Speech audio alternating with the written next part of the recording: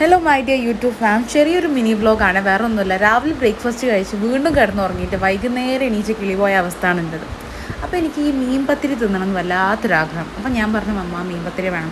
അപ്പോൾ പപ്പ ആ ടൈമിൽ ഏകദേശം വന്നിട്ടുണ്ടായിരുന്നു. അപ്പോൾ ഞാൻ പപ്പൻ്റെ കൂടെ പോയി മീനൊക്കെ വാങ്ങി. മീൻ എന്ന് പറഞ്ഞാൽ ഒരുപാട് മീനൊന്നും വാങ്ങിക്കാറില്ല, ഒരു മീൻപത്തിരി കഴിക്കാനുള്ള ആ ഒരു കപ്പാസിറ്റിക്കല്ലേ. അപ്പോൾ ഏകദേശം ഒരു നല്ല വലിയ സൈസുള്ള മീൻ വാങ്ങി. അയിലായിരുന്നു കേട്ടോ കിട്ടിയിട്ടുണ്ടായിരുന്നത്.